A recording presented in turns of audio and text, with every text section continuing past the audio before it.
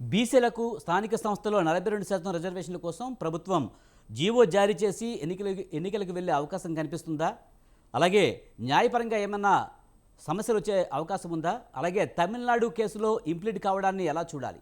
ఇక దీనిపై మనతో మాట్లాడేందుకు సామ్యుల్ కార్తిక్ గారు కాంగ్రెస్ రాష్ట్ర నాయకులు, అలాగే పైలా కృష్ణారెడ్డి గారు బీజేపీ రాష్ట్ర నాయకులు, అలాగే కొట్టాల యాదగిరి గారు బీఆర్ఎస్ రాష్ట్ర నాయకులు మనతో ఉన్నారు. వారితో మాట్లాడదాం. ముందుగా యాదగిరి గారు నమస్తే అండి. నమస్కారం సార్, 42% బీసీ రిజర్వేషన్లు స్థానిక సంస్థలు ఇచ్చేందుకైతే కాంగ్రెస్ ప్రభుత్వం గట్టిగానే కృషి చేస్తుంది, రకరకాల ప్రయత్నాలు చేస్తున్న పరిస్థితి కనిపిస్తుంది. మరి ఇందులో భాగంగా జీవో జారీ చేసి ఎన్నికలకు వెళ్తే పరిస్థితి ఏంటనే విషయంలో కూడా ఆలోచిస్తున్నట్టుగా కూడా సమాచారం. సార్ ఇప్పుడు 42% రిజర్వేషన్ బీసీలకు రిజర్వేషన్లు ఇచ్చుకుంటూ స్థానిక సంస్థలు ఎన్నికలకు పోతాయని చెప్పేసి వాళ్ళ ఎన్నికల హామీ మనందరికీ తెలిసిన విషయం. ఇది కామారెడ్డిలో బీసీ డిక్లరేషన్ అని చెప్పేసి 42% రిజర్వేషన్ ఇస్తా బీసీలకు, తర్వాత నేను స్థానిక ఎలక్షన్లకు పోతా అని చెప్పడం జరిగింది. దాదాపుగా ఇప్పుడు 19 నెలలు అయింది, 19 నుండి 20 నెలలు అయింది. మరి 20 నెలల నుండి సరే వాళ్ళ మీద ఎంతో ప్రెజర్తోని, కాంగ్రెస్ పార్టీ మీద, రేవంత్ రెడ్డి గారి మీద ఎంతో ప్రెజర్తోని మరి ఆ బిల్లు ఉభయ సభలో పెట్టడము, మరి ఇక్కడ పాస్ చేయడము, తర్వాత రాష్ట్రపతిగా తీసుకుపోవడము, అదేవిధంగా 2018 పంచాయతీరాజ్ అదేంది ఆర్డినెన్స్ పెట్టడము, ఇవన్నీ జరిగినాయి. కానీ ఆ తర్వాత వీళ్ళ కదలిక లేదు అని అంటున్నాం మేము బీసీగా. ఒకటి, వీళ్ళ కదలిక ఎందుకు లేదంటున్నామండి, ఇక్కడ గవర్నర్ దగ్గర ఉన్న బిల్లు మీద మీరు ఎలాంటి చర్య తీసుకోలేదు గవర్నర్ మీద, మరి రాష్ట్రపతి దగ్గర ఉన్న బిల్లు మీద మీరు ఎలాంటి చర్య తీసుకోలేదు. మరి అక్కడ సుప్రీంకోర్టు పోవచ్చు, ఇక్కడ సుప్రీంకోర్టు పోవచ్చు, ఇటు రాష్ట్రపతి మీద పోవచ్చు, ఇటు గవర్నర్ మీద పోవచ్చు. కానీ అవకాశం ఉన్నా మీరు ఎందుకు పోతలేరు అనేది ఈరోజు బీసీలకు ఉన్న డౌట్. అదేవిధంగా మీరు ఇలా ఆ రోజు మీ ఎన్నికల హామీ ఏంది, 42% రిజర్వేషన్లు ఇస్తాము అని చెప్పారు. మీరు పార్టీ పరంగా ఇస్తామని చెప్పలే, మీరు చట్టబద్ధత కలిగినటువంటి రిజర్వేషన్ మాకు కావాలి బీసీలకు, అంతేగాని ఎవరో దాన ధర్మాలు చేసే పార్టీల రిజర్వేషన్ కాదు. మాకు చట్టబద్ధత కలిగిన రిజర్వేషనే కావాలన్న ఉద్దేశంతో ఆ రోజు మిమ్మల్ని గద్దెనెక్కించడం జరిగింది కాంగ్రెస్ ప్రభుత్వాన్ని. మరి గద్దెనెక్కిన తర్వాత మీరు నిజంగా చిత్తశుద్ధి ఉంటే మరి రాష్ట్రపతి మీద ఎలాంటి చర్య తీసుకోరు, గవర్నర్ యాదగిరి గారు ముఖ్యంగా చట్టబద్ధంగా రిజర్వేషన్ కావాలంటున్నారు. కాంగ్రెస్ ప్రభుత్వం కూడా దానికోసమే ప్రయత్నిస్తుంది కదా. ముఖ్యంగా అసెంబ్లీలో ప్రవేశపెట్టింది, అక్కడ ఆమోదం పొందింది, తర్వాత గవర్నర్కి పంపించారు, గవర్నర్ రాష్ట్రపతికి పంపించారు, రాష్ట్రపతి కోర్టులో ఉంది. అలాగే కేంద్రం కూడా స్పందించాల్సిన అవసరం ఉంది కూడా. ముఖ్యంగా చట్టబద్ధత కావాలంటే 9వ షెడ్యూల్లో ఖచ్చితంగా పెట్టాల్సిన అవసరం ఉంది. మరి చట్టబద్ధత కావాలంటే 9వ షెడ్యూల్లో పెట్టాలి, దానికి బీజేపీ సానుకూలంగా లేదని చెప్పి కాంగ్రెస్ అంటుంది. 100% బీజేపీ సానుకూలంగా లేదు అనేది ఈ స్పష్టంగా కనబడుతుంది. ఎందుకంటే ఇక్కడ 8 మంది ఎంపీలు ఉన్నా, 2 మినిస్టర్లు ఉన్నా కానీ వాటి మీద కనీసము పల్లెత్తు మాట గిట్లా ఏ రోజు గిట్లా బీసీ రిజర్వేషన్ గురించి మాట్లాడిన దాఖలాలు గిట్లా లేవు. ఈరోజు అది ఖచ్చితంగా మేము గిట్లా ఒప్పుకుంటాం. కానీ మరి కాంగ్రెస్ ప్రభుత్వం రేవంత్ రెడ్డి గారు తీసుకున్న చర్యలు రాష్ట్రపతి మీద కానీ, మరి అదే విధంగా గవర్నర్ మీద కానీ ఎలాంటి చర్యలు, వాళ్ళ మీద చర్యలు తీసుకోలేరు కదా, వాళ్ళ మీద ప్రెజర్ మాత్రం తేగలుగుతారు. సార్ ఇప్పుడు మీరే చెప్తుండ్రు తమిళనాడులో సుప్రీంకోర్టులో కేసు పెండింగ్ ఉంది అని చెప్పేసి, మరి మనలో ఇట్లా కేసు పెండింగ్ ఓ కేసు వేయొచ్చు కదా, అవకాశం ఉంది కదా. ఇప్పుడు తమిళనాడు కేసులో ఇంప్లీట్ అవుతున్నారు కదా, ఇంప్లీట్ అవ్వాలని ఆలోచన చేస్తున్నారు కదా. సార్ ఆలోచన చేస్తున్నారు, ఇంకా కాలేదు. ఇక్కడ వీళ్ళ చిత్తశుద్ధి, నేను అనేది ఏంటంటే నిజంగా మీకు చిత్తశుద్ధి ఉంటే ఆ రోజు ఇప్పటి వరకే రాష్ట్రపతి ఇప్పుడు సెప్టెంబర్ 30 అని చెప్పి డెడ్ లైన్ ఇచ్చింది హైకోర్టు. మరి డెడ్ లైన్ ఉన్న ఇప్పుడు నెల రోజులు, దాదాపు ఒక నెల రోజులు టైం ఉంది మనకు. ఈ నెల లోపల నువ్వు ఇప్పుడు సుప్రీంకోర్టుకి ఎప్పుడు పోతావు, ఎప్పుడు ఆర్డర్లు తీసుకుంటావు, వాళ్ళ మీద ఎప్పుడు నువ్వు కేసులు ఫైల్ చేస్తావు, గవర్నర్ మీద కానీ రాష్ట్రపతి మీద కానీ ఏం లేవు కదా. మరి ఇప్పటికైనా నేను ఏమంటున్నా, ఇప్పుడు ఖచ్చితంగా మీరు స్థానిక ఎలక్షన్లో చట్టబద్ధత కలిగిన రిజర్వేషన్లు ఇస్తే మీ మాట నిలబెట్టుకున్న వాళ్ళు అవుతారు. అంతే తప్ప పార్టీ పరంగా రిజర్వేషన్ ఇస్తే దాంట్లో బీసీలకు ఇబ్బంది కలుగుతుంది. ఖచ్చితంగా రేపు పార్టీ పరంగా నువ్వు రిజర్వేషన్ ఇచ్చినట్టయితే నువ్వు బీసీని నిలబెట్టిన దగ్గర ఒక బలమైన ఓసీ నిలబెట్టే అవకాశాలు ఉన్నాయి. అప్పుడు బీసీలు ఓడిపోయే ప్రమాదం ఉంది. కాబట్టి అట్లాంటి రిజర్వేషన్ మాకు వద్దు. చట్టబద్ధత కలిగిన రిజర్వేషనే మాకు అదే కావాలి. కాంగ్రెస్ చెప్తుంది మేము బీజేపీ మీద ప్రెజర్ చేస్తున్నాం, కానీ బీఆర్ఎస్ మాట్లాడలేదు, బీఆర్ఎస్ కూడా మాతో కలిసి వస్తే బాగుంటుందన్న విషయం చెప్తుంది. మరి బీఆర్ఎస్ స్టాండ్ ఏంటి అసలు? నిజంగానే బీసీల మీద చిత్తశుద్ధి ఉండి 42% ఖచ్చితంగా కావాలి అనుకుంటే కనుక బీసీలకు మీ మద్దతు ఇవ్వాలి అనుకుంటే కాంగ్రెస్తో కలిసి వెళ్ళే అవకాశం ఏమైనా ఉందా? సార్ ఈ రోజు కాదు సార్, మేము ఎప్పుడు బీసీలకు మద్దతే. మేము 42% రిజర్వేషన్ మీద మేము గిట్లా మీరు చూడండి, మరి అసెంబ్లీలో మా లీడర్లు ఇట్లా మాట్లాడినవి ఉన్నాయి. 42% రిజర్వేషన్ కావాలని మేము గిట్లా కొట్లాడుతున్నాం, మేము గిట్లా అడుగుతున్నాం, మేము గిట్లా అక్కడక్కడ మీటింగ్లు సభలు సమావేశాలు ఇట్లా నిర్వహిస్తున్నాం. మేమెందుకు వద్దంటాం సార్? మేమే అసలు సామాజిక న్యాయం జరిగిందంటే కేవలం అది బీఆర్ఎస్ ప్రభుత్వం, గౌరవ కేసీఆర్ గారి ప్రభుత్వంలో సామాజిక న్యాయం జరిగింది, బీసీలకు అంతో ఎంతో మేలు జరిగింది. మరి ఇక్కడెక్కడ ఉంది సార్? ఇక్కడ కాంగ్రెస్ ప్రభుత్వంలో అసలు బీసీలకు ఎక్కడ న్యాయం జరిగిన దాఖలాలు ఇట్లేవు. అసలు గతంలో కేసీఆర్ చేసిన పని వల్లనే ఇప్పుడు 50% మించి రిజర్వేషన్ ఇవ్వలేని పరిస్థితి ఏర్పడింది. ఇదంతా కేసీఆరే చేశారు అని చెప్పి కాంగ్రెస్ అంటుంది. మరి దానికి ఏం చెప్తారు? గతంలో రిజర్వేషన్లు మీరు బీసీలకు న్యాయం చేయలేదని చెప్తున్నారు. సార్ ఒక్క విషయం సార్, మేము గతంలో చట్టసభల్లో ఇట్లా రిజర్వేషన్ కావాలని చెప్పేసి తీర్మానం చేసిన దాఖలాలు ఇట్టిన కేసీఆర్ గారు, మీ అందరికి తెలిసిన విషయం. ఇప్పుడు మేమేమంటున్నాము, ఇప్పుడు మీరు ఇస్తా అన్న హామీని నిలబెట్టుకోమంటే కేసీఆర్ గారు చేయలేదు, కేసీఆర్ ఇది చేసి కేసీఆర్ అది. సార్ ఒకటి ఇంద్రసహాని కేసు కదా, కేసీఆర్ ఆ రోజున 50% మించకూడదని చట్టం చేసినందుకే ఇప్పుడు అదే ఆటంకంగా మారిందని కాంగ్రెస్ సార్. అది సుప్రీంకోర్టులో 1992 ఇంద్రసహాని కేసు సార్. ఆ కేసే కదా సీలింగ్ దాటొద్దు అన్నది. కాకపోతే అందులోనే ఫైండింగ్స్ గిట్లు ఉన్నాయి, కులగన్న వేసుకొని రాష్ట్ర ప్రభుత్వాలు సీలింగ్ దాటొచ్చు అని. మరి దాన్ని మరి న్యాయ నిపుణులతోని చర్చించి మరి జీవో ఇస్తారని మొత్తం ఇట్లా మాకు కావాల్సింది ఏంటి సార్? చట్టబద్ధ రిజర్వేషన్ ఇవ్వని అడుగుతున్నాం. మాకు ఈ పార్టీ పరంగా రిజర్వేషన్ కాదు. ఇప్పుడు పార్టీ పరంగా రిజర్వేషన్ ఇస్తారు మీరు, నిజంగా మీ కాంగ్రెస్ ప్రభుత్వం ఇస్తుంది, సపోజ్ బీజేపీ ప్రభుత్వం ఇవ్వది, బీజేపీ పార్టీ ఇవ్వది, అప్పుడు ఎవరిని అడగాలి? మేము ఎవరిని రిజర్వేషన్ ఇవ్వమని అడగాలి? మాకు అవకాశం లేదు కదా. మాకు అవకాశం కావాలంటే మీరు ఖచ్చితంగా. కానీ 10 ఏళ్ళు ఉన్నారు మీరు, 10 ఏళ్లలో మీరు ఏం చేశారు? బీసీల మీద చిత్తశుద్ధి ఉంటే మీరు ఈ 10 ఏళ్లలో రిజర్వేషన్ల పెంపుపై ఎందుకు ఇప్పటి వరకు కూడా కృషి చేయలేదు? గతంలో మీరు తీసుకున్న చర్యల వల్ల గతంలో 28% ఉన్నది 26కు ఎంతగా వచ్చిందని చెప్పి కాంగ్రెస్ చెప్తూ ఉంది. సార్ చిత్తశుద్ధి అంటే మాది సార్, నలుగురు రాజ్యసభ పంపినాం మేము, దాదాపుగా రాజ్యసభ ఎంపీలను బీసీలను పంపినాం. మీరు కార్పొరేషన్ చైర్మన్ తీసుకొని కాంగ్రెస్ కంటే ఎక్కువ ఇచ్చినాం మేము. రాజ్యసభ మాత్రమే పంపితే సరిపోతుందంటారా? అన్ని విభాగాల్లోనూ స్థానిక సంస్థల ఎన్నికల్లో, ఎమ్మెల్యే ఎలక్షన్స్ అన్నింటిలోనే ఇవ్వాల్సిన అవసరం లేదంటారా? ఎందుకు ఖచ్చితంగా ఇవ్వాలంటున్నాం మేము, ఖచ్చితంగా ఇవ్వాలనే కొట్లాడుతున్నాం మేము ఇట్లా. సార్ 2017 or 17 అనుకుంటా 37% చట్టసభల్లో రిజర్వేషన్ ఇవ్వాలని చెప్పి తీర్మానం చేసిన ముఖ్యమంత్రి సార్ మా కేసీఆర్ గారు అప్పట్లో. రైట్, మీ అందరికీ తెలిసిన విషయమే. రైట్ మనతో పాటు సామ్యూల్ కార్తిక్ గారు, కాంగ్రెస్ రాష్ట్ర నాయకులు ఉన్నారు, ఆయనతో మాట్లాడదాం. కార్తిక్ గారు నమస్తే అండి.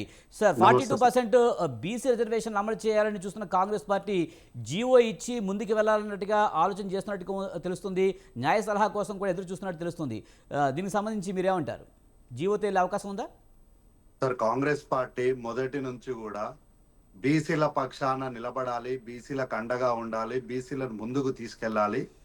బీసీలు అంటే వెనకబడిన వర్గాలు కాదు, బీసీలు అంటే బలమైన వర్గాలు అని చెప్పాలని, దాన్ని మాటల్లో కాదు చేతల్లో చేసి చూపించాలని కాంగ్రెస్ పార్టీ కంకణబద్ధమైనటువంటి కార్యరూపమైనటువంటి ఆచరణ సాధ్యంగా చేయాలని చెప్పి దాన్ని ముందుకు తీసుకొని వెళ్తుంది. రాష్ట్రపతి పైన చర్యలు తీసుకోవడం ఏంటి సార్? నాకు తెలియక అడుగుతా, ఫస్ట్ టైం వింటున్నా. రాష్ట్రపతి పైన చర్యలు తీసుకోవడం ఏంటి? రాష్ట్రపతి పైన, గవర్నర్ పైన అంటే ఆయన ఉద్దేశం కార్తిక్ గారు ఆయన కొంచెం కరెక్ట్ గా మాట్లాడలేదు ఆ విషయం. చర్యలు తీసుకోవడం కాదు, ఆయన కోర్టుకి వెళ్ళి ఏదన్నా చేయాలి అనేది ఆయన ఉద్దేశంగా కనిపిస్తుంది. రైట్ సార్, చర్యలు అంటే అది కాదు సార్, రిట్ వేసుకోవచ్చు కదా, సుప్రీంకోర్టు పోవచ్చు కదా, దాన్ని ఇన్ప్లీడ్ అంటారు సార్.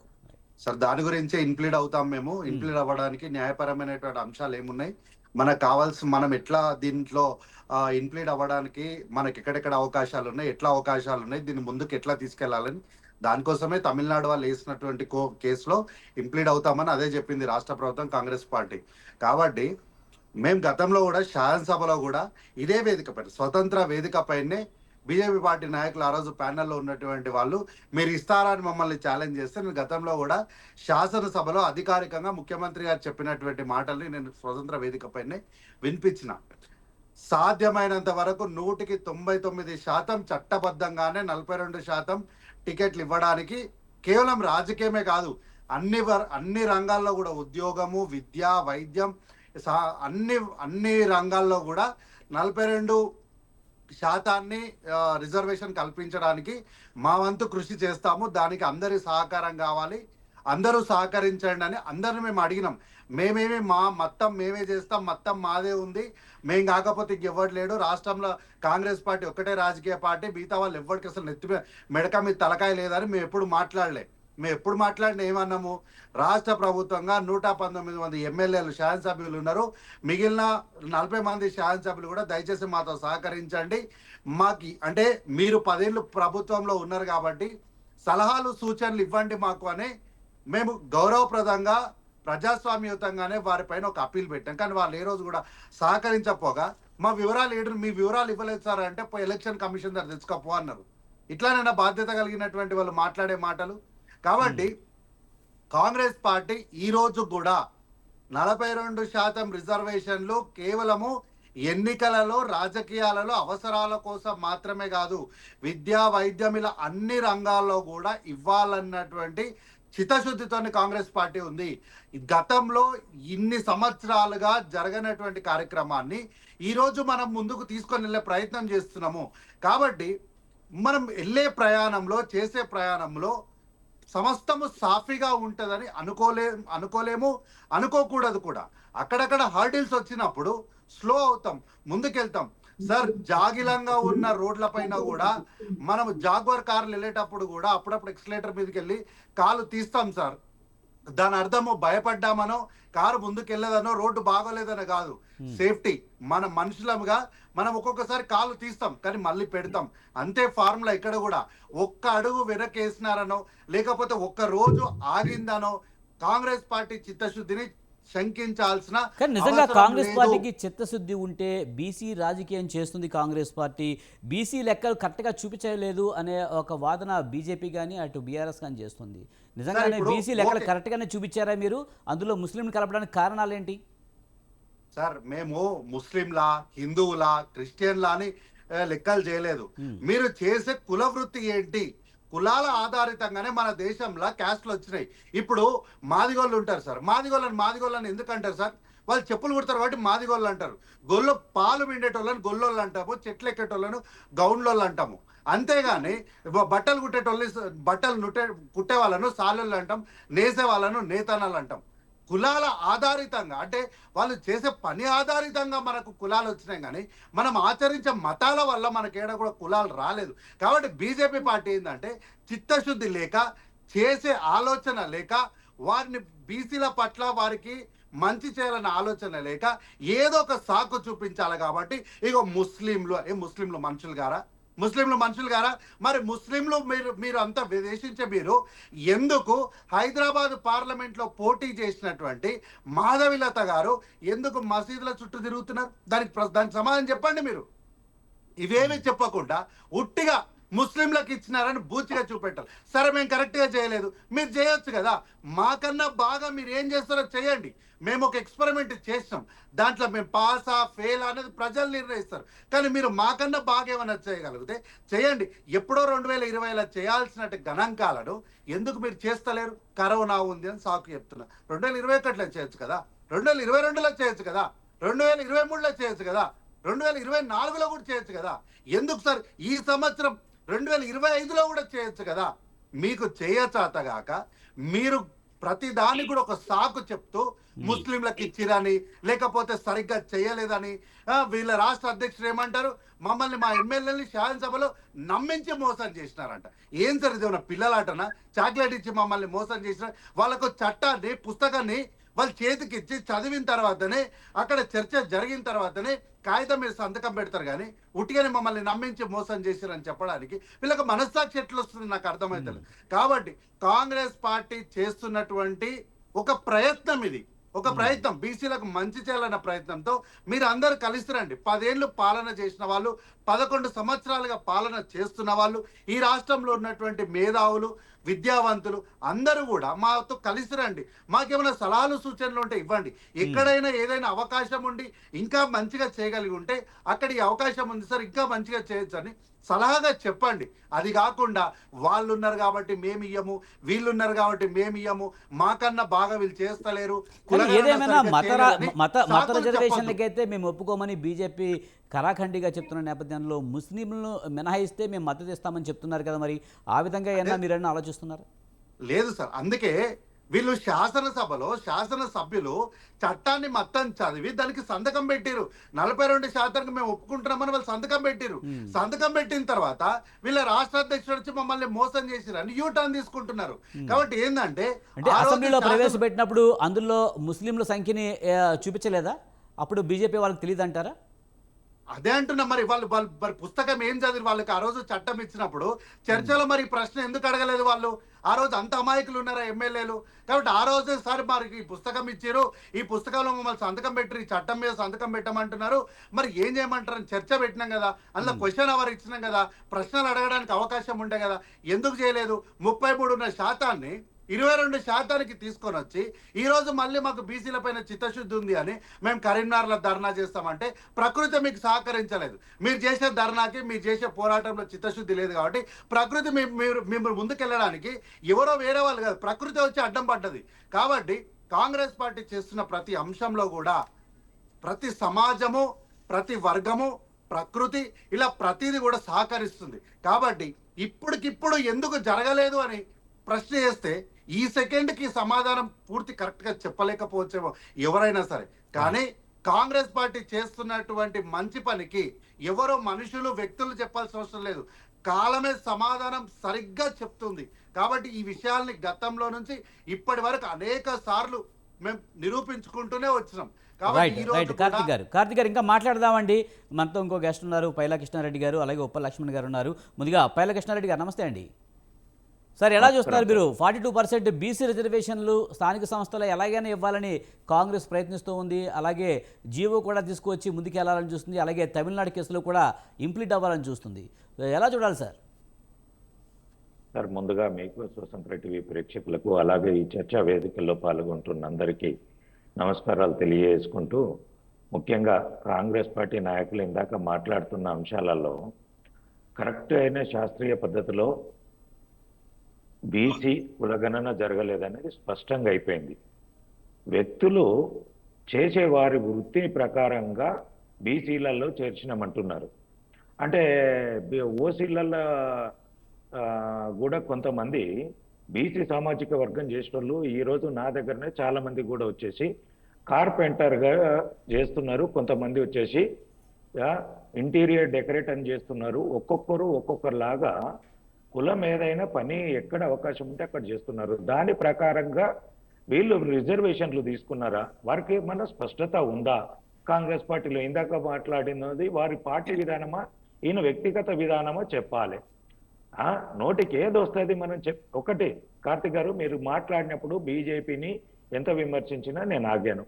మీకు కులాల ప్రతిపాదికన చేశారా, వృత్తి ప్రకారంగా మీరు కులగణన చేశారా? అది స్పష్టం చేయాల్సిన అవసరము కాంగ్రెస్ పార్టీకి ఉన్నది. ఇప్పుడు కార్తిక్ గారు మాట్లాడిన దాని మీద సమాధానం వాళ్ళు నెక్స్ట్ వారి అవకాశం వచ్చినప్పుడు చెప్పాలి. రెండో అంశము, ఈ బీసీ ఇప్పటికిప్పుడు తీసుకొచ్చేసి ఇంత అడావుడి చేస్తున్న దానికి, బీసీలను మోసం చేయడానికి, అలాగానే తెలంగాణ ప్రజల్ని మోసం చేయడానికి, ఏదో మోసం చేసి ఎలక్షన్లో లబ్ధి పొందడానికి కాంగ్రెస్ పార్టీ ఆడుతున్న ఒక పెద్ద నాటకము. ఏదైతే వీళ్ళు 2 సంవత్సరాలు సుమారుగా ఇంకొక 4 నెలలు పోతే 20 నెలల కాలంలో వారి పాలనలో ఎట్లాగో స్థానిక సంస్థల ఎలక్షన్స్ ఉంటాయి, ఎంపీటీసీ, జెడ్పీటీసీ ఉన్నాయి, సర్పంచ్ ఎలక్షన్స్ ఉన్నాయి, సొసైటీ ఎలక్షన్స్ ఉన్నాయి, రాబోయే మున్సిపల్ కార్పొరేషన్స్ ప్రతి ఎలక్షన్స్ ఉన్నాయి. వాటన్నిటికీ రిజర్వేషన్లు ప్రతిపాదించాలంటే వాళ్ళది ముందు తీసుకురావాలని ఈ కార్యాచరణ వాళ్ళు ప్రభుత్వంలోకి రాగానే ఎందుకు చేపట్టలేరు? ఎందుకు హైకోర్టు నుంచి ఒకటి ఈ డేట్ కల్లా మీరు ఎలక్షన్స్ పెట్టాలని రాగానే అడావుడిగా ఒక ఆర్డినెన్స్ తీసుకొచ్చేసి ఆడ తీసుకుపోయి ఇది చేయట్లేదు, వీళ్ళు చేయట్లేదు, వాళ్ళు చేయట్లేదు అనేది డ్రామాలు తప్ప, వీళ్లకు చిత్తశుద్ధి ఉంటే ఎప్పుడో దీనిపైన కార్యాచరణ చేయాల్సింది. ఎలక్షన్ల ముందే చేస్తే ఇదంతా పెద్ద స్టంటు. రేవంత్ రెడ్డి గారి స్టంట్ ఎంత పెద్దగా ఉంటుందో అందరికీ తెలుసు. ఆయనకు అసలే పాలన చేతనైతే లేదు. ఇంకొక ముఖ్య విషయము, ఈ 20 నెలల కాలంలో దగ్గర దగ్గర 50 సార్ల కంటే పై చిలుకులు ఢిల్లీకి పోయిండు సీఎం అంటే ఇక్కడ 2 అంశాలు. ఆయనకు స్వతహాగానన్న తెలివి లేక ఢిల్లీ వాళ్ళ మీద ఆధారపడి వాళ్ళ సలహా సూచనల ప్రకారం ఆయన పాలన చేస్తున్నాడా, లేదా ఆయన ముఖ్యమంత్రిగా ఆయన పని చేయనీయకుండా కేంద్రము వాళ్ళే ముఖ్యమంత్రిగా పని చేస్తున్నారా? దేనికి ఇన్నిసార్లు ఢిల్లీకి వెళ్తున్నాడు? ప్రజా సమస్యలు పట్టించుకోకుండా ఇక్కడ అకాల వర్షాలు పడ్డాయి, రైతులకు ఇరువులు లేవు, కొంత వ్యవసాయ అధికారులతోటో లేదంటే సొసైటీలతోటో ఒక వీడియో కాన్ఫరెన్స్లు పెట్టో ఎక్కడ ఎంత, ఏ సొసైటీకి ఎంత అవసరం ఉంది, ఏ జిల్లాకు ఎంత తక్కువ పడుతుంది అన్ని దగ్గర అదొక సమీక్ష చేసుకొని వారికి ఎరువులో వాళ్ళకు ఏదో ఒకటి సప్లై అయ్యే విధంగా ఈ టైం కల్లా వస్తుందని భరోసా కలిగించే విధంగా ముఖ్యమంత్రి చేయాల్సిన పాలన పక్కన పెట్టేసి పొద్దున్న లేస్తే ఢిల్లీకి అంటే స్వతహాగా నిర్ణయం చేసుకునే మనస్తత్వం అంటే తెలివితేటలు రేవంత్ రెడ్డి గారి దగ్గర లేవు. ఈ అంశము కూడా, ఈ బీసీల అంశము కూడా ఈయన చేతిలో ఏమి లేదు. ఢిల్లీ వాళ్ళు ఒక నాటకం ఆడుతున్నారు, ఒక డ్రామా వేయమంటున్నారు ముఖ్యమంత్రిని. అది కరెక్ట్ గా రక్తి గట్టించడానికి ప్రయత్నం చేస్తున్నాడు. ఆ ప్రయత్నంలో 2-3 విఫల ప్రయత్నాలు అయినాయి. ఢిల్లీ పోయిండు, ధర్నా చేసిండు, అక్కడ ఏ మీడియా పట్టించుకోలేదు, ఎవరు చేయట్లేదు, ఎక్కడ కూడా చర్చ జరగలేదు. దాంట్లో ముస్లింలను జాయిన్ చేసేసి అదేదో ఎలక్షన్ లబ్ధికి పొందుదాము, దాని తర్వాత జరిగే పరిణామాలకు మనం బాధ్యులం కాదు అని చెప్పేసి దేశం ఎటువైనా పర్వాలేదు, రాష్ట్రం ఎటువైనా పర్వాలేదు, మాకు అధికారం ఉంటే చాలు అనుకునే ఆలోచన ధోరణిలోనే కాంగ్రెస్ పార్టీ పనిచేస్తుంది తప్ప ప్రజా ప్రయోజనాల గురించి, దేశ భవిష్యత్తు గురించి, రాష్ట్ర భవిష్యత్తు గురించి, ఒక కుల భవిష్యత్తు గురించి, వర్గాల భవిష్యత్తు గురించి ఆలోచన చేసి వీళ్ళు రిజర్వేషన్ తీసుకొచ్చిన బిల్లు కాదు ఇది. దాంట్లో ఏదో నోటుకొచ్చినట్టు పెట్టేసి ఆఫీసులో కూర్చొని లెక్కలు రాసుకొని రిజర్వేషన్ ఒక డ్రామా క్రియేట్ చేశారు. ఆ డ్రామాకు బీజేపీ మద్దతు ఇవ్వదు. మీరు మరి కృష్ణారెడ్డి గారు ఒక విషయం చెప్పండి, బీసీ బిల్లు అయితే అసెంబ్లీలో ప్రవేశపెట్టినప్పుడు బీజేపీ కూడా మద్దతు ఇచ్చింది కదా, అప్పుడు ముస్లింలు రిజర్వేషన్ల గురించి మీకు తెలియదా? అందులో ఆ బిల్లులో ముస్లిమ్స్కు రిజర్వేషన్లలో కలిపినట్టు విషయం మీకు తెలీదా? అందులో అక్కడ చర్చ జరిగిన దాంట్లో కొంత స్పష్టత లేకపోవడంతో ఎప్పుడైనా బీజేపీ కూడా మేము 42% బీసీ రిజర్వేషన్కు మా పార్టీ కట్టుబడి ఉంది, మా పెద్ద నాయకులు కూడా మాట్లాడారు. కానీ అందులో ఉన్న అంశాల గురించి అక్కడ చర్చలు జరిగినప్పుడు ఓన్లీ బీసీలు అనేది మెన్షన్ చేశారు. బీసీకి 42% ఇవ్వాలి, అన్ని కులాలకు కాకుండా మతాలకు కులాలకు ఇవ్వాలన్నారు, బీసీ కులాలకు మతాలకు అనే విధంగా. అంటే ఒకటి కృష్ణారెడ్డి గారు, ఒక బిల్లు ఆమోదం తెలిపేటప్పుడు ఆ బిల్లుకి సంబంధించి పూర్తి స్థాయిలో సభ్యులకి ఎవరా చదువుకునే అవకాశం ఉండదంటారా? అవకాశం ఉంటుందండి. అక్కడ బీసీ అనేది మెన్షన్ చేశారు.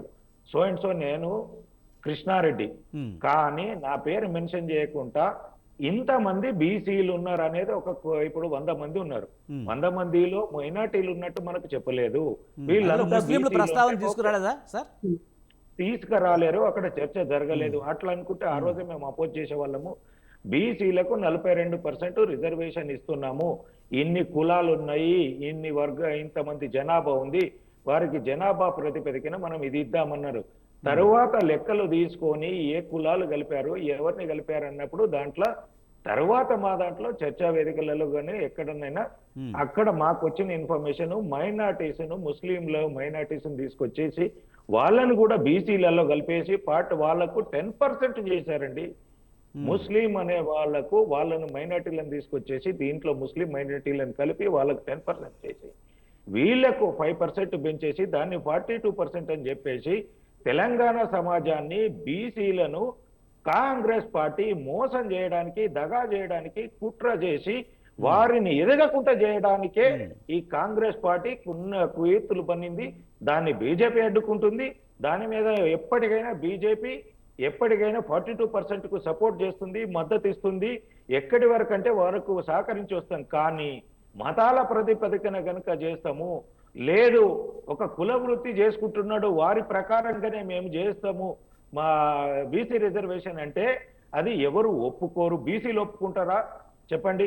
ఇప్పుడు నేనున్నాను, మీరు మీడియాలో ఉన్నారు, మీరు మీడియాలో అంటే బీసీ నాయకుల నుంచి ఈ ముస్లింలు ఇందులో కలిపినప్పుడు అంత వ్యతిరేకత ఎక్కడన్నా కనిపించిందా? ఇందులో వద్దు అనే విషయాన్ని బీసీ సంఘాల నుంచి ఏమన్నా వినిపించిందా? బీసీ నాయకులు వద్దంటున్నారా? బీసీ నాయకులు కూడా అనైతికంగా మన చర్చా వేదికలోనో ఒకరిద్దరు మేధావులను వచ్చారు, వాళ్ళకి తోటి కూడా డిస్కషన్ జరిగినప్పుడు వీరికి వాది తీసేసి వీళ్ళకి 42% కావాలనేది ఉంది. ఇప్పుడు మేము కూడా ఎడ్యుకేట్ చేయగలుగుతున్నాము, మేము కూడా బీసీ సంఘాలను కలుస్తున్నాము, మా పార్టీ ద్వారా కూడా ఎక్స్ప్లెయిన్ చేస్తున్నాము, ఆ యొక్క ఆర్డినెన్స్ లో ఉన్న లోపాలను ఎత్తి చూపుతున్నాము. అంటే కృష్ణారెడ్డి గారు ప్రధానంగా చూస్తే ఈ బీసీ సంఘాలే వ్యతిరేకించినప్పుడు బీజేపీ ఎందుకు వ్యతిరేకిస్తుంది? బీజేపీ కేవలం మత రాజకీయాలు మాత్రమే చేసుకుని లబ్ధి పొందాలనుకుంటుందా? లేదండి, మేము అలాంటి ఏం లేదు. సమాజంలో ఏదైతే హైందవ ధర్మం ఉందో దాని గురించి మేము కట్టుబడి ఉన్నాము.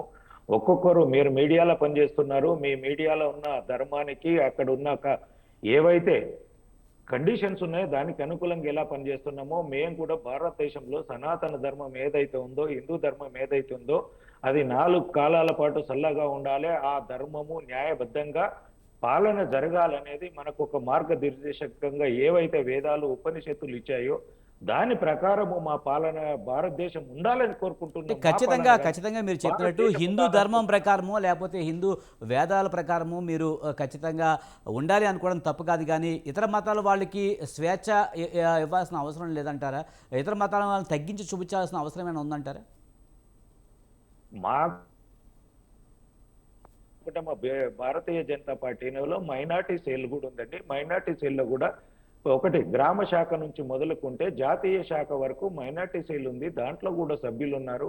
మా జిల్లా మీటింగ్లలో మీకు కావాలంటే ఇప్పుడు నేను మీడియాలో చూపిస్తాను, మా దాంట్లో కూడా మేము 100 మంది మీటింగ్ అటెండ్ అయితే దాంట్లో కూడా మైనార్టీలో ఒక 10 మంది వచ్చి కూర్చొని మీటింగ్లు.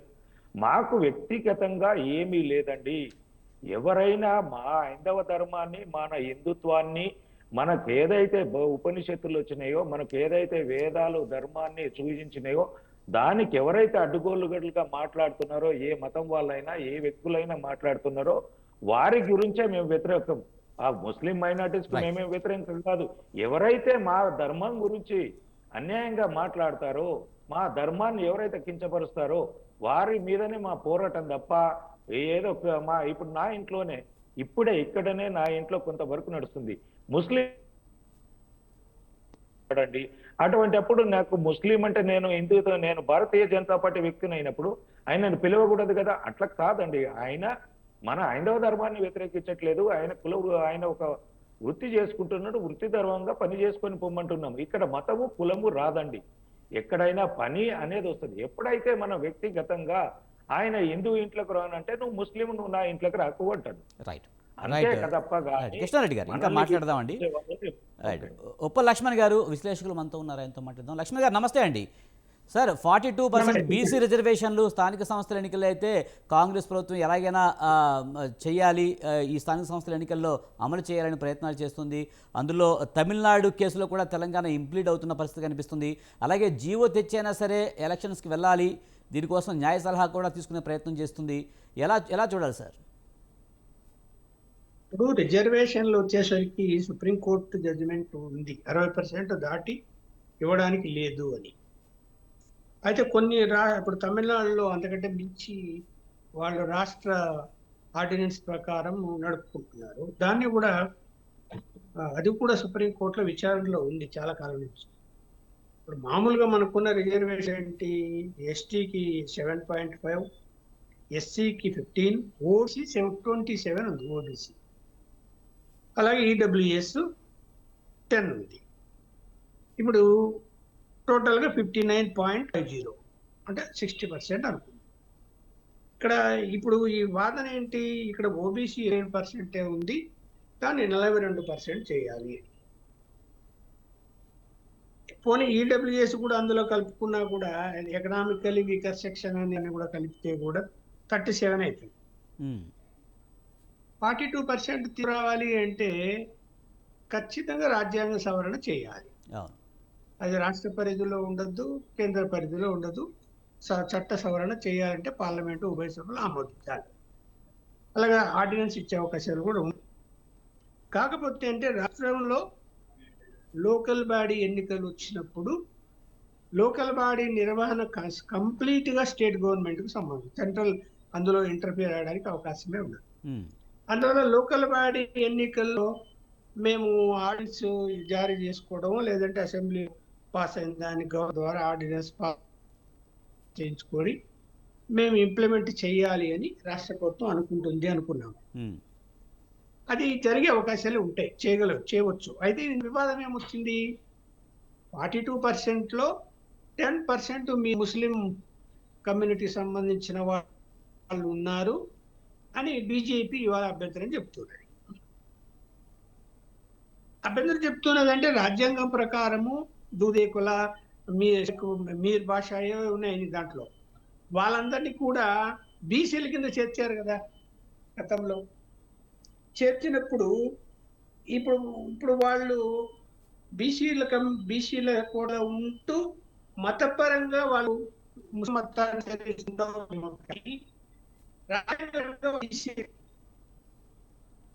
సో వాళ్ళకి రాజ్యాంగ పరంగా బీసీలు అయినప్పుడు ఇంకా నీకు అభ్యంతరం అయితే లేదు. కాకపోతే ఏంటంటే ఇంక రెండో వారని చెప్తున్నారు, ప్రాపర్ గా సంపూర్ణంగా బీసీల యొక్క ఏదైతే కుల గణం ఉందో అది చేయలేదు, సరిగా చేయకుండా ఏదో నామికా జరిపించేశారు. అసలు వాళ్ళు ఆ 10% కాకుండా మా బీసీలు 80% ఉన్నారు, కానీ ఇక్కడ 32% చూపిస్తున్నారు, సరిగా లేదు అనేది వాదన. ఈ వాదనలో నేను ఏకీపిస్తా. ఎందుకంటే నేను బీసీనే, హైదరాబాద్ నడిబొడ్డున హిమాయత్ నగర్ లో ఉంటున్నా, అపార్ట్మెంట్ లో ఉంటున్నా. ఈ కులగణ సమయంలో మా ఈ అపార్ట్మెంట్కే రాలేదు, మా ఇంటికి రాలేదు, మా అపార్ట్మెంట్ కూడా రాలేదు. అడిగాను, వచ్చా అంటే రాలేదు అన్నారు. నడిబొడ్డున ఉన్నాం హిమాయత్ నగర్ లో, రాలేదు. మరి ఎలా నమ్మాలి దీన్ని, ఈ లెక్కలు? అంటే ఇప్పుడు నేను బీసీనే, నా ఇంటికి వచ్చి నన్ను అడగలేదంటే నేనేం చెప్పగలుగుతా? ఇంకా సరే జరిగిందని చెప్తామా, జరగలేదని చెప్తామా? జరగలేదని చెప్పాలి.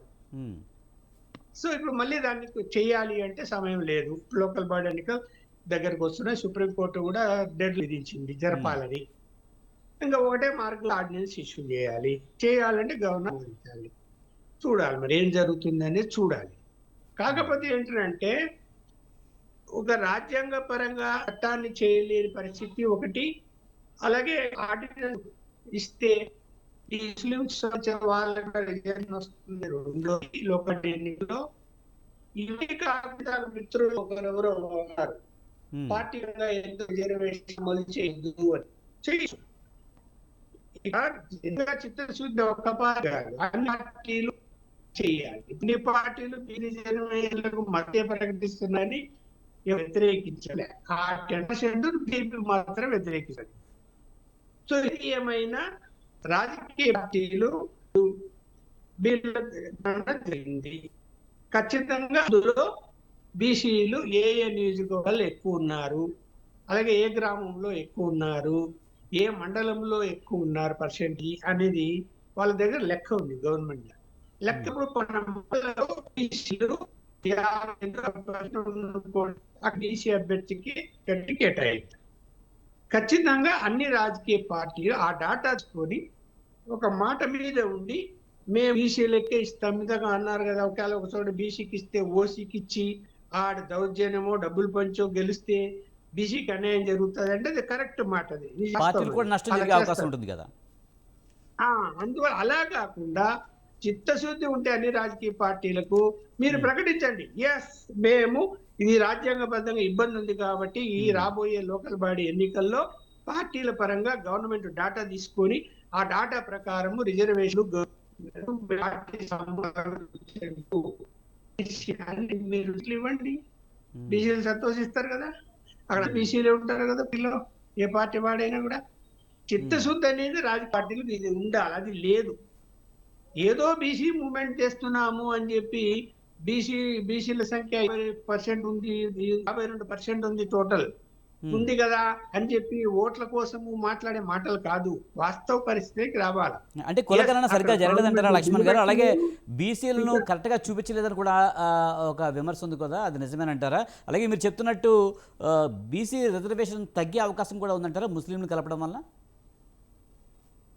తగ్గే అవకాశం ఉంది. ఆల్రెడీ 27% ఉన్నారు. ఇప్పుడు 32%, 42లో 10 పోతే 30 అవుతారు, అంటే 5% పెరిగేది. కానీ అలా కాదు. అంటే ఇప్పుడు ముస్లింలో కూడా మీరే చెప్తున్నారు దూదేకులు లాంటి వాళ్ళు ఉన్నారు, వాళ్ళు ఉన్నారండి. అదే సార్, ఇప్పుడు మీరు కూడా చెప్తున్నారు కదా దూదేకులు లాంటి వాళ్ళు బీసీలోకి వెళ్తారని చెప్తున్నారు కదా, మరి వాళ్ళకి ఇస్తే అభ్యంతరాలు ఏముంటాయి? అది చెప్పడానికి లేదంట. నేను అది చెప్పడానికి లేదు రాజ్యాంగ పరంగా. సరిగా గణన జరగలేదు, ఇప్పుడు ఆ సమయము లేదు. కాబట్టి నేనేం చెప్తున్నానంటే ఉన్న లెక్కల ప్రకారము గణన చేశారు కాబట్టి దా లెక్క ప్రకారం తీసుకొని ఈ ప్రముఖ రాజకీయ పార్టీలు అన్నిటి కూడా మేము ఇదిగో పలానా మండలము, ఆ మండలంలో బీసీలకు 60% ఉన్నారు బీసీలు, ఏది గవర్నమెంట్ లెక్కల ప్రకారము అక్కడ మేము బీసీనే నిలబెడతామని అందరు మీరు నిలబెట్టండి. మీకు ఎందుకు చిత్తశుద్ధి లేదు? చిత్తశుద్ధి మీరు నిరూపించుకోండి. లేదా ఆయన బీసీని పెడితే ఇంకొకటి పెడతాము, ఆ డబ్బులు పంచి దౌర్జన్యం గెలుస్తాడు అని మీ ఇంకొక పార్టీ అనుకుంటే తప్పు కదా. అది 100% తప్పది. అందరు ప్రకటించండి, ఇదంతా వదిలేయండి. జరుగుతుంది. కోర్టుకు పోతారా, సుప్రీంకోర్టుకు పోతారా, పోవండి. ఇప్పుడు కాబట్టి ఇంకొకసారి ఎన్నికల కన్నా అది ఉపయోగపడుతుంది. కోర్టుకు వెళ్తే లేదు, కోర్టు వెళ్ళేది ప్రజాస్వామ్యంలో, కోర్టు గోడల్లో హక్కు, అది పోవచ్చు, ఏ పార్టీ అయినా పోవచ్చు, ఎవరితో అయినా పోవచ్చు. ఇప్పుడు సమయం లేదు కాబట్టి మార్గం ఇదే నా అభిప్రాయం. అయితే అన్ని రాజకీయ పార్టీలు దాని ప్రకారం వెళ్తే ఏ సమస్య ఉండదు, బీసీలు సంతోషిస్తారు. కానీ చట్టపరంగా అయితేనే 9 షెడ్యూల్లో పెడితేనే ఖచ్చితంగా అందరికీ ఖచ్చితంగా అందుతుంది. అలా చేయకపోతే చట్టబద్ధత లేనిది ఎందుకు మాకు అవసరం లేదని చెప్పి అంటున్నారు. ముందు బీఆర్ఎస్ నాయకులు మా యాదగిరి గారు మాట్లాడినప్పుడు కూడా అదే చెప్తున్నారు. అదేనండి. అవుతున్నారంటే ఏంటి, మార్గం ఏంటి చెప్పండి. అవుతున్నారంటే మరి ఆన్సర్ రావాలా, రాదు. పార్లమెంట్ బిల్లు పెట్టాలా, పెట్టారు, ఏంటి మార్గం? కోర్టుకు పోతే కోర్టులో కూడా దేశం అవుతుంది, ఏంటి మార్గం? మార్గం ఏం లేదు. లేనప్పుడు రాజకీయ రావాలా, అందరూ బీసీలో నిలబెట్టాలి అని గవర్నమెంట్ డిక్లేర్ చేస్తుంది. ఇదిగో మా దగ్గర ఈ లెక్కల ప్రకారము ఇలా బీసీలు ఈ పర్సెంటేజ్ ఉంది అని చెప్పి అయితే దాంట్లో కాండి వైలేషన్ ఎందుకు చేస్తారు? నిజంగా చిత్తశుద్ధి బీసీల మీద ఉంటే దాన్ని ఫాలో కండి, ఫాలో అయ్యి బీసీలు నిలబెట్టండి అన్ని పార్టీలు కూడా. అలా ముందుకు వెళ్లాల్సిందే తప్ప ఇక వేరే అయితే లేదు. తక్కువ సమయం ఉంది, ఈ సమయంలో జరిగేదంటే ఏముండదు. యాదగిరి గారు మీరేమంటారు? ముఖ్యంగా పార్లమెంట్లో అయితే ప్రవేశపెట్టే అవకాశం కనిపించట్లేదు, సుప్రీంకోర్టులో కూడా సీలింగ్ ఉంది, 50 వరకే ఖచ్చితంగా ఉండాలి రిజర్వేషన్, అంతకుమించి మించకూడదనే ఉంది. కానీ అన్ని పార్టీలు కూడా ఒక స్టాండ్ మీదకి వచ్చి అందరూ కూడా బీసీలకే ఇస్తే 42% గొడవే లేదని చెప్పి మన లక్ష్మణ్ గారు అంటున్నారు. ఆ విధంగా ఒకవేళ కాంగ్రెస్ కనుక బీసీలకు 42% ఇస్తే బీఆర్ఎస్ కూడా ఇచ్చే అవకాశం కనిపిస్తుందా? అలాగే అన్ని పార్టీలు ఒక స్టాండ్ మీదకి వచ్చే ఛాన్స్ ఉందా? సార్ ఒక్క నిమిషం సార్.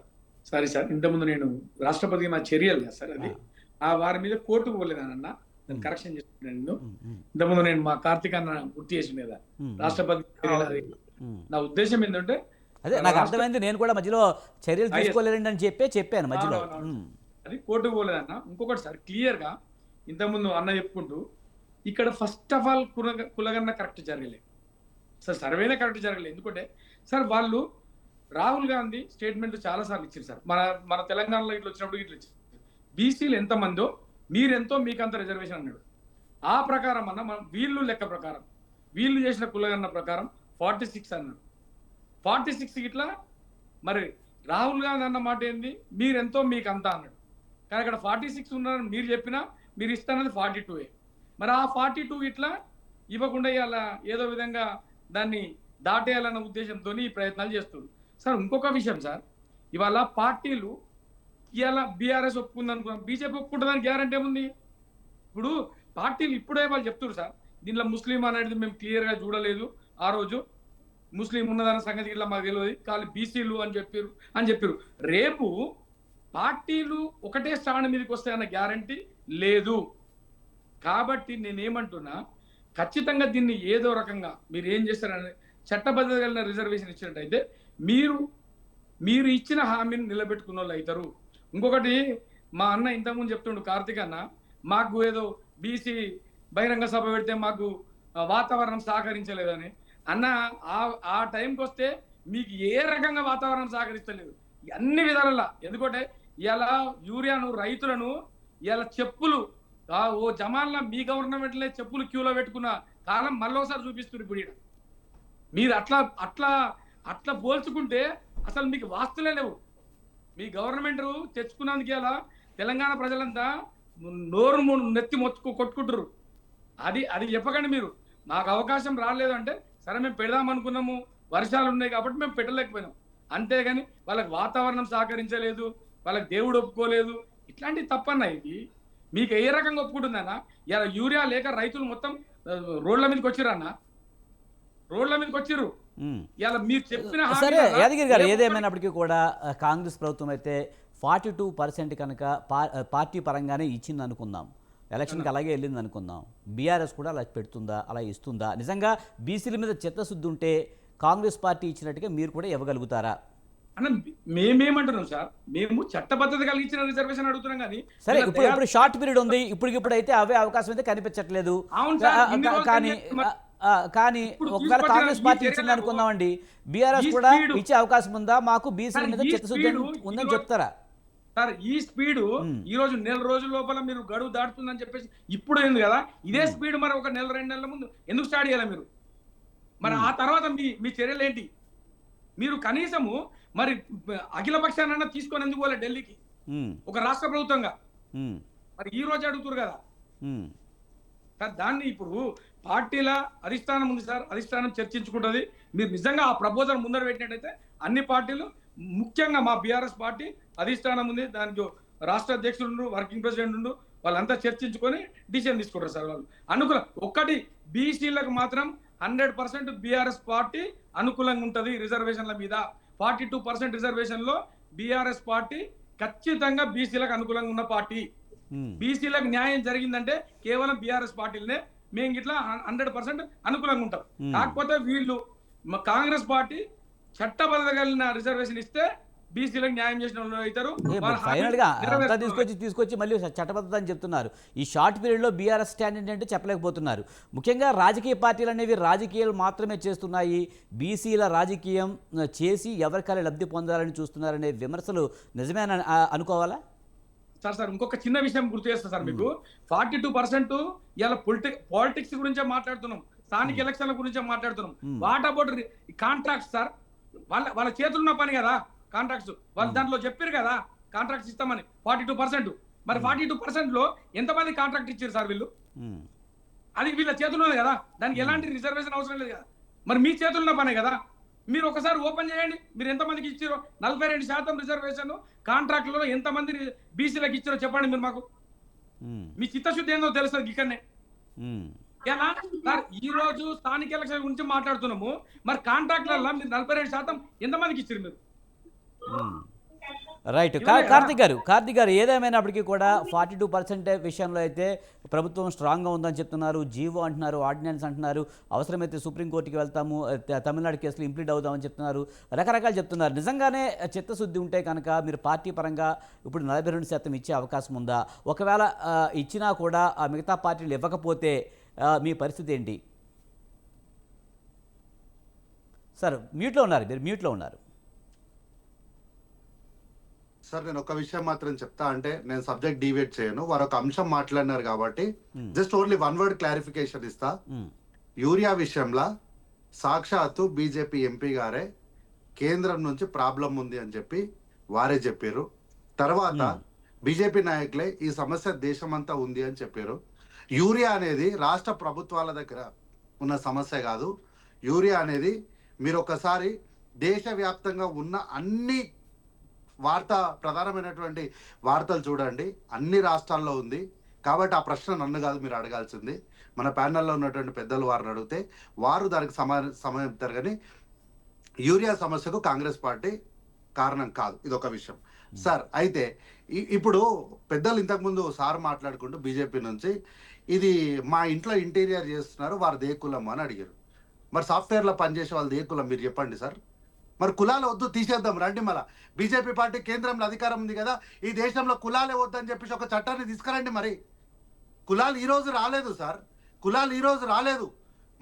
మన కొన్ని సంవత్సరాల పురాతనాల నుంచి మీరు అంటున్నటువంటి సనాతన ధర్మం, మనుశాస్త్రం, వీటిలో నుంచే కులాలు వచ్చినాయి సార్. మీరు కన్ఫ్యూజ్ అయిపోయి ప్రజల్ని, రాష్ట్రాన్ని కన్ఫ్యూజ్ చేయొద్దు. ఈరోజు బీసీలకు మంచి చేయాలన్నటువంటి చిత్తశుద్ధి ఉందా లేదా అదొకటి చెప్పండి. ఈరోజు మీరు ఇంత పెద్ద లాజిక్ మాట్లాడింది ఈ వేదిక పైన, ఈ లాజిక్ని మీ శాసనసభ్యులు ఎందుకో చట్టసభల్లో మాట్లాడలేదు? ఆ రోజు నాకు గుర్తున్నంత వరకు 8 గంటల 22 నిమిషాల 36 సెకండ్లు సభ జరిగింది. దాంట్లో 8 మంది శాసనసభ్యుల్లో 6 మంది శాసనసభ్యులు మాట్లాడినారు. It's an official record. ఇది రికార్డు. శాసనసభలో మాట్లాడిన 6 మంది శాసనసభ్యుల్లో పాయల్ శంకర్ గారు మాట్లాడుతూ, దేవుడు ఒకవేళ ఉంటే రేవంత్ రెడ్డి గారు లాగానే ఉంటారేమో, మాకు బీసీలకు మంచి చేయడానికి వారికి ఉన్నటువంటి సంకల్పాన్ని చూస్తే నిజంగా చాలా మంచిగా ఉంది, నేను కృతజ్ఞత తెలియజేస్తున్నా అని చాలా ఓపెన్గా ఒక పెద్ద మనసుతోనే ప్రజాస్వామ్యయుతంగా వారు ఆ రోజు ఆ స్టేట్మెంట్ ఇచ్చారు సార్. ఇవన్నీ దయచేసి ప్రజలను తప్పుదో పట్టించేలాగా మీరు మాట్లాడొద్దని మిమ్మల్ని రిక్వెస్ట్, ఎందుకంటే మీరు పెద్దలు కాబట్టి. సార్ ఇంకొకటి, బీసీలలో ఒకవేళ బీసీకి అక్కడ టికెట్ ఇస్తే అగ్రవర్ణాలు వచ్చేసి వాళ్ళని మొత్తం గద్దల్లాగా పీక తినేస్తాయని చెప్పి మీరు ఎందుకు ఒక తప్పుగా ఎందుకు పోర్ట్రేట్ చేసే ప్రయత్నం చేస్తే నాకు అర్థం కాలేదు. ఉదాహరణకు ఒక మాట చెప్తా సార్, నా చేతిలో ఒక అసెంబ్లీని మాత్రం నేను పట్టుకున్నా, అంటే ఓన్లీ ఫర్ ఎగ్జాంపుల్గా. ఇది మక్తల్ కాన్స్టిట్యున్సీ, నారాయణపేట జిల్లా, ఉమ్మడి మహబూబ్నగర్ జిల్లాలో Makthal constituency sir. BRS party నుంచి చిట్టెం రామ్మోహన్ రెడ్డి గారు ఉన్నారు, బహుజన్ పార్టీ నుంచి జగన్నాథ్ రెడ్డి గారు ఉన్నారు, భారతీయ జనతా పార్టీ నుంచి జలంధర్ రెడ్డి గారు ఉన్నారు, ఆల్ ఇండియా కాంగ్రెస్ నుంచి వెంకటరామరెడ్డి గారు ఉన్నారు. ఇంతమంది రెడ్లు ఉన్నప్పుడు ఒక బీసీ సామాజిక వర్గానికి చెందినటువంటి ముదిరాజు బిడ్డ అయినటువంటి వాకిటి శ్రీహరి గారు గెలవడమే కాదు, ఈరోజు రాష్ట్రానికి మంత్రి అయి వచ్చిండు కదా. మనం ప్రజల్లో మంచి చేసినప్పుడు మనకు అవకాశాలు మాత్రమే రావాలి సార్. బీసీలకు మనం ప్రజలకు మంచి చేసినప్పుడు, ప్రజల్లో మనం మంచి పేరు సంపాదించుకున్నప్పుడు, ఈ దేశంలో దండం పెట్టి ఓటు అడిగిన ప్రతిసారి ప్రజలు మనల్ని గెలిపించారు. అంతేగాని నువ్వు ఏం చదువుకున్నావు, నువ్వు ఎట్లుంటావు, నీ ఆస్తులు ఏందని ఏ రోజు ప్రజలు అడగలేదు. చిత్తశుద్ధితోని ఈ మనిషి మనకు పని చేస్తాడా లేడా అనే ఒకే ఒక ప్రామాణికంతో ఓట్లు వేసారు. కాబట్టి కాంగ్రెస్ పార్టీ బీసీలకు అవకాశాలు ఇవ్వాలన్నటువంటి కృత నిశ్చయంతో ఉంది. అన్ని పార్టీలు కలిసి వస్తే బీసీలకు మంచి జరుగుతుంది. లేదు అంటే లేదు, అట్లా కాదు, మేము అరాజకీయమే చేస్తాము, మేము ఇట్లానే ఉంటామంటే ప్రజలు మీకు కావాల్సినటువంటి బుద్ధి చెప్తారు. సార్ ఇంతకుముందు పెద్దలు మాట్లాడుకుంటే మా అపార్ట్మెంట్కే రాలేదు అని, ఇట్లా మా అపార్ట్మెంట్లకు రాలేదు అన్నటువంటి అంశాలు తెరపైకి వచ్చినప్పుడే రాష్ట్ర పార్టీ మరో వారం 10 రోజులు ఎక్స్టెన్షన్ ఇచ్చి ప్రజాపాలన కేంద్రాలు పెట్టి ఎంఆర్ఓ ఆఫీస్లో, ఎంపీడీఓ ఆఫీస్లో, జిహెచ్ఎంసీ ఆఫీసులలో, లైబ్రరీలలో ప్రజాపాలన కేంద్రాలు పెట్టి దయచేసి మీ వివరాలను తెచ్చి ఇవ్వండి అని ఒక విజ్ఞప్తి చేసింది సార్. ఎందుకు మీరు అంటే ప్రభుత్వం ఇంటికి వస్తేనే మీరు స్పందిస్తారా? బాధ్యతగా మీరు వచ్చి మీ వివరాలు ఇవ్వకూడదా? అట్లానేమన్నా ఉందా?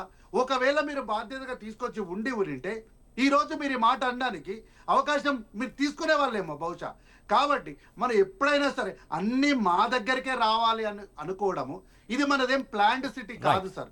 ఇండియా అనేది ఏం ప్లాన్డ్ సిటీ కాదు, ఇది ఒక అన్ప్లాన్డ్ సిటీ.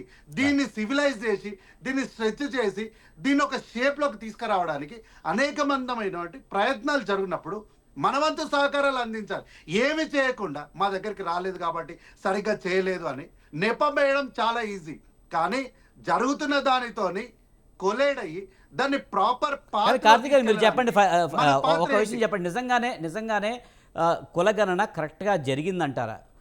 చాలా ఆరోపణలు ఉన్నాయి. ఇప్పుడు ఏదో లక్ష్మణ్ గారు చెప్పారనో లేకపోతే ఇంకోటని కాదు, చాలా సందర్భాల్లో చాలామంది మా దగ్గరికి అసలు ఎవరు ఏజెంట్లు రాలేదనేది ఒకటైతే, మీరు రెండోసారి అవకాశం ఇచ్చినా అది కూడా తూతు మంత్రంగానే చేశారనే విమర్శలు అయితే ఉన్నాయి.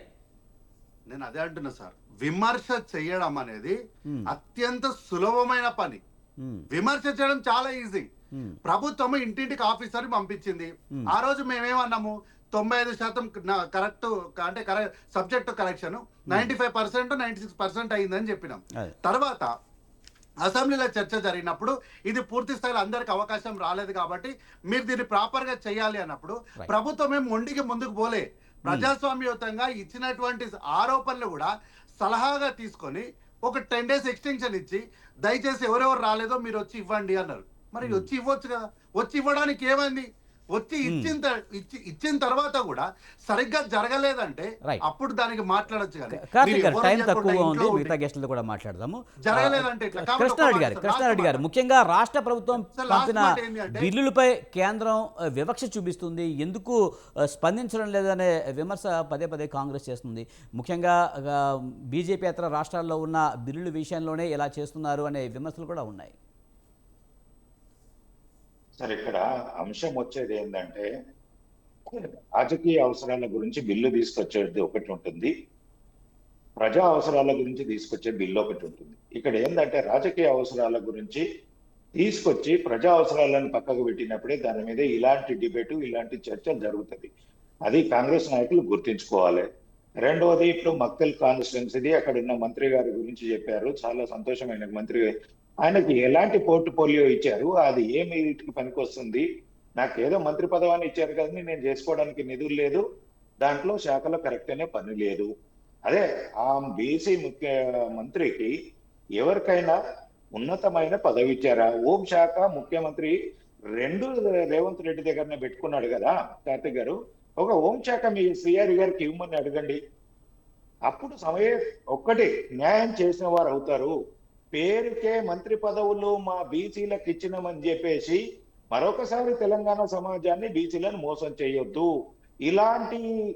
ఇలాంటి మీ యొక్క ప్రవర్తనతోటి, ఇలాంటి యాక్షన్ తోటే ఇవన్నీ డిబేట్ లో కానీ చర్చలు జరుగుతున్నాయి. ఎక్కడైనా ఆబ్జెక్షన్ వస్తుంది అంటే ఇలాంటి అంశాలతోటి వస్తుంది. ఇంకోటి, కులగణన గురించి అంటున్నారు. కులగణన ఆఫీసర్స్ రాలేరండి, వీళ్ళంతా ప్రైవేట్ ఏజెన్సీలకు ఇచ్చారు, కాంట్రాక్టర్లకు ఇచ్చారు. ఆ కాంట్రాక్టర్ ఇక్కడ ఉన్న వాళ్ళు ఒకటినండి కార్తీక్, మీకు ఇక్కడ వాళ్ళు కాంట్రాక్టర్ వచ్చేసి ఏం చేశారు, 10th కూడా పాస్ కానీ ఇంటర్ కూడా పాస్ కానీ వ్యక్తులను మేము చూసామండి. వాళ్ళు రాసుకోలేదు, ఇక్కడ తీసుకొచ్చేసి వాచ్మెన్ల దగ్గర ఫామ్స్ ఇచ్చేసి వెళ్ళారు, ఇది ఫిల్ చేసేయండి, మేము వారం రోజులలో వచ్చి కలెక్ట్ చేసుకుంటాం, 3 రోజులలో. అక్కడ 15 రోజులైనా నెల రోజులైనా కలెక్ట్ చేసుకోలేరు, వాళ్ళు తీసుకొచ్చి ఇయ్యలేరు. ఎలాంటి అంశాలు తీసుకోవాలన్నా కూడా వాళ్ళకి తెలియదు. ఇలాంటి కరెక్ట్ వర్క్ షాప్ జరగకుండా, కరెక్ట్ అయిన విధానం జరగకుండా కాంట్రాక్టులు ఏజెన్సీలకు ఇచ్చి చేస్తే ఇది జరగదు. రెవెన్యూ సమగ్ర కుటుంబ సర్వే గురించి సార్, రైట్ మీరు చెప్పేది సమగ్ర కుటుంబ సర్వే గురించి. అది ఎప్పుడో జరిగింది. ఒకటి వినండి, ఇవి చెప్పొద్దు సార్. జిహెచ్ఎంసీ అధికారులు చేసిరు పాపం, వాళ్ళ మీరైనా మేమైనా అధికారంలోకి వచ్చిన తర్వాత అధికారులు అంటే వాళ్ళు సేమ్ సార్. దయచేసి అంటే చేసిన వాళ్ళని మనం అట్లా అనొద్దు. మీరు అధికారులు చేశారండి. కాంట్రాక్టర్ గురించి, కమిషన్ల గురించి ప్రైవేట్ కాంట్రాక్టర్లకు ఇచ్చి ఎక్కడ 20,000 30,000 ఇవ్వాల్సింది 10th ఇంటర్మీడియట్ కూడా పాస్ కాని వాళ్ళను సర్వే పంపించి దాన్ని లోపభూయిష్టంగా చేసేసి ఎవరిని మోసం చేద్దాం అనుకుంటుంది కాంగ్రెస్ పార్టీ? అది చెప్పకుండా ఎంతసేపు మీరు అన్నదానికే మీరు వృత్తి ప్రకారంగా మీరు బీసీల కులగణన చేసామన్న అంటేనే నేను క్వశ్చన్ చేశా. ఎవరు ఒక అగ్రకులాల వాళ్ళు కూడా బీసీ వాళ్ళు చేసేది చేయొచ్చు. ఇవాళ ఏంటంటే గ్లోబలైజేషన్ తర్వాత ఎవరు ఏం చేస్తున్నారు అనేది కాదు, వాళ్ళు తరాల తడపడి బ్యాక్వర్డ్ ఉన్న వాళ్ళు బీసీకి ఎవరైతే పేరున్నారో వాళ్ళకు లబ్ధి చేకూరాలనేది కుల వృత్తులను బట్టి చేస్తాము అంటే అది కరెక్ట్ అయిన పద్ధతి కాదు. కృష్ణారెడ్డి గారు, మనకి ఇంకా 2 minutes టైం ఉంది. లక్ష్మణ్ గారు మాట్లాడతారు. లక్ష్మణ్ గారు, ఫైనల్ గా చెప్పండి, బీసీ బిల్లు మీద ఈ రాజకీయ పార్టీలు మాట్లాడే విధానం మీద కానీ లేకపోతే వాళ్ళు తీసుకుంటున్న చర్యల మీద ఫైనల్ గా మీ అభిప్రాయం చెప్పండి. సార్ మ్యూట్లో ఉన్నారు.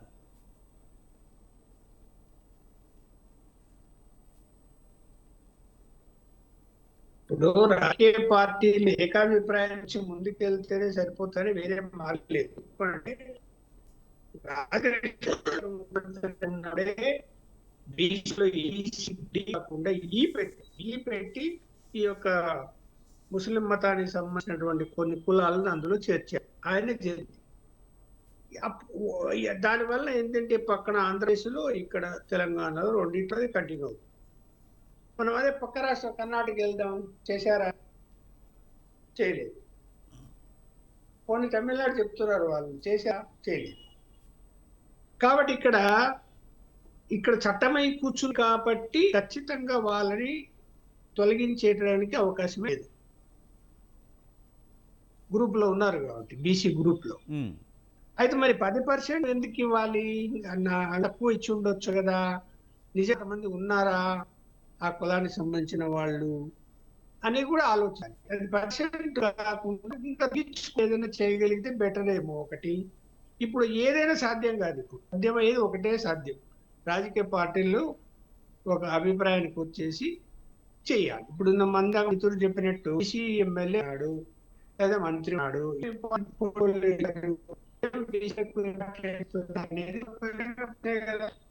అనేది దగ్గర హోమ్, ఎడ్యుకేషన్, మున్సిపల్ అడ్మినిస్ట్రేషన్ 3 ఉన్నాయి.